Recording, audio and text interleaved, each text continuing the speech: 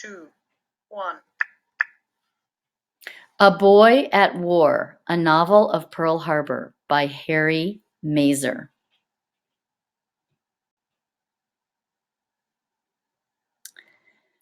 Nobody, however young, returns from war still a boy. Samuel Hines from Flights of Passage, Reflections of a World War II Aviator. Chapter 1. Drop me off here, Mom, Adam said. They were a couple of blocks from the school. Why? I don't mind driving. Mom! He couldn't control his impatience. This is high school. Bad enough that he was registering late. It was already November, and the term was half over. Here, he said, drop me off here. And he hopped out of the car. By the time he got everything straightened out in the office, his first period class had started. The teacher was in the middle of a lesson. Adam stood in front of the class while Mr. Handler interrogated him. Where are you from, Adam? No place, Adam said. He was trying to be accurate, but it came out sounding sullen. No place? I've never been to no place. I'm military, he explained. And where's that? Pearl Harbor? Hickman Field? Or is it Fort Knox? America, Adam said stiffly. The United States of America. He was sorry the minute he said it. It sounded so phony and super patriotic, as if he were going to snap his heels together and salute the American flag standing in the corner of the room. Ah, America, Mr. Handler said. He fixed Adam with a disapproving eye. We are all Americans here, he instructed, and though we, in Hawaii, are still only a territory of the United States, we are Americans, and we will be a state. Now answer the question, your hometown, your place of origin, please. He didn't have a hometown. He'd grown up in the military, and in the military you moved all the time. There was no one place. They'd lived all over, but no matter where they lived, it was always the same, military. Whatever you thought was a military base, that was his hometown. But it was too complicated to explain. Easier to say, I'm from Adams Center, New York, which was not the truth, but not a lie either. His grandfather, Pelko, had a farm there, and they visited him sometimes. Just before they got their orders to Hawaii, they had been there. Adams Center, and your name is Adam. Are you pulling my leg? Mr. Handler said. Are you trying to be comical? No, sir. Adam had his eyes fixed on an empty seat in the back of the room. Mr. Handler went to the blackboard and pulled down a map of the United States. Show us where Adams Center is, Adam. He couldn't find it on the map, or the next biggest town, Watertown, either. It's not there. None of this was making him look too bright. It's a tiny place, he explained, and pointed to Lake Ontario. It's next to that. A tiny place next to a great lake, the teacher said. How many Great Lakes are there, class? Who knows their names? Adam knew, but he was through answering questions. A boy with his head on the desk raised his hand. Davy? Mr. Handler said. The boy sat up. He had a thatch of thick black hair and a muzzy look like he had just woken up. Japanese or maybe Chinese, Adam thought. Something like that. Maybe Hawaiian. He'd been reading about Hawaii. There were a lot of different kinds of people here, Chinese, Japanese, Filipinos, Portuguese, and they were all mixed up. There were more Japanese, though, than any other group. 5 lakes, Davy said, showing 5 fingers, and reeled off their names, as if they were almost too boring to say.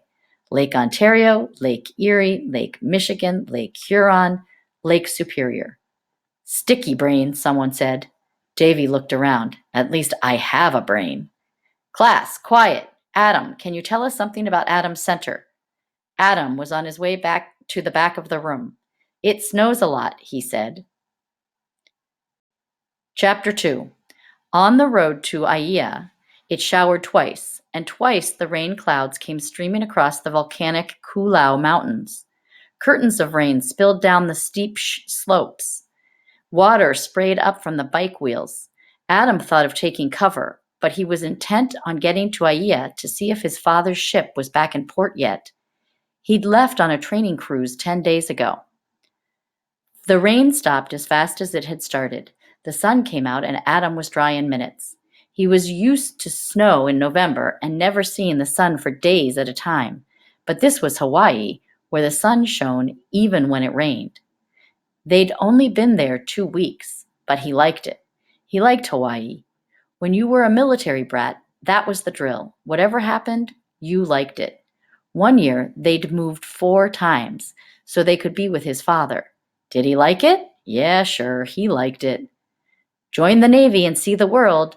That was what the posters promised. And it was true, because here they were in the middle of the Pacific Ocean, 2,000 miles away from the United States, on the island of Oahu, in the city of Honolulu, next door to Pearl Harbor, the biggest American naval base in the Pacific. He knew the facts. That was the easy part of moving. The hard part was making new friends. And here in Roosevelt High, for the first time, he was in a civilian school with civilian kids. He'd already figured out that they didn't like military kids a whole lot. Well, okay, he got along anyway. He was good at sports, and he could give as well as take. So it wasn't as if he was by himself. What he missed, though, was having one good friend. When he was younger, he had always gone to schools on the base, and all the kids were Navy, like him. They knew about moving and the military, and how you didn't pal around with kids whose dads were lower in rank than yours. It wasn't a written rule, but it was a rule. The kids all lived by military rules, same as their fathers. They were in the military too, even if they didn't have the uniforms. When Adam's father got home, he was going to ask Adam how he was getting along, and Adam was going to say what he always said, "Everything's super." His father had no use for complainers and whiners. He always said, "Adam, you've got to take the cards you're dealt. The important thing is how you play the game." Kamehameha Highway was a hilly 2-lane road all the way to Aiea. Adam rode his bike around to the back of the sugar mill, where he could see the whole harbor. He'd been here before, and he liked the view, the spread of the harbor, Ford Island in the middle, and beyond it, hills of green sugarcane, and beyond them, almost floating in the sky, the huge, shadowy Waianae Mountains. The harbor was full of ships, submarines, cruisers, destroyers. There was a naval air station on Ford Island, where big PBY patrol planes were based. Battleships were moored in pairs alongside Ford Island. Battleship Row. That's where he looked for his father's ship, the Arizona. He knew where it was moored, and there it was, the signal flaps snapping in the wind. He stood, straddling his bike, and saluted. He did it impulsively. It was corny, true, but he was really happy to see his father's ship. A lot of corny things were true. The military was corny, all the spit and polish stuff, but it was true too. He had been on the Arizona on family days with his mother and sister, the officers and enlisted men in dress whites, standing at attention under the giant 14-inch guns, and the Arizona band playing. Afterward, there were movies and ice cream on the fantail, and Adam's father taking him around, embarrassing him by introducing him to every officer as a future Navy man. He watched a motor launch leave the Arizona and head across the bay toward the Navy yards and the main docks. The boat, trailing a long, frothy wake, was loaded with white-capped sailors headed for shore leave.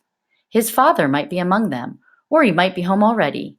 Officers with families could live off-ship when they were in port. Adam started back to Honolulu, pedaling hard.